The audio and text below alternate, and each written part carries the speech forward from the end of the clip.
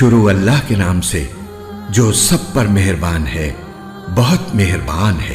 آسمانوں اور زمین میں جو چیز بھی ہے وہ اللہ کی تسبیح کرتی ہے، جو بادشاہ ہے، بڑے تقدس کا مالک ہے، جس کا اقتدار بھی کامل ہے، جس کی حکمت بھی کامل۔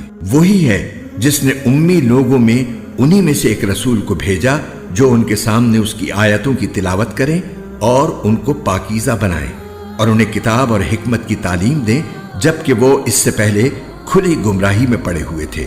اور یہ رسول جن کی طرف بھیجے گئے ہیں ان میں کچھ اور بھی ہیں جو ابھی ان کے ساتھ آ کر نہیں ملے، اور وہ بڑے اقتدار والا، بڑی حکمت والا ہے۔ یہ اللہ کا فضل ہے، وہ جسے چاہتا ہے دیتا ہے، اور اللہ بڑے فضل والا ہے۔ جن لوگوں پر تورات کا بوجھ ڈالا گیا پھر انہوں نے اس کا بوجھ نہیں اٹھایا، ان کی مثال اس گدھے کی سی ہے جو بہت سی کتابیں لادے ہوئے ہو۔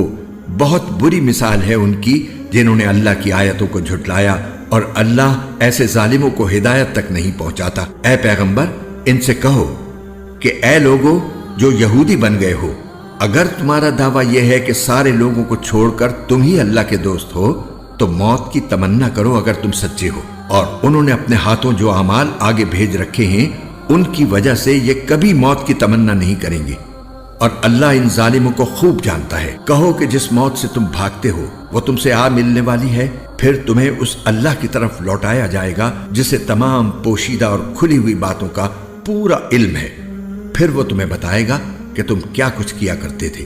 اے ایمان والو، جب جمعے کے دن نماز کے لیے پکارا جائے تو اللہ کے ذکر کی طرف لپکو اور خرید و فروخت چھوڑ دو، یہ تمہارے لیے بہتر ہے اگر تم سمجھو۔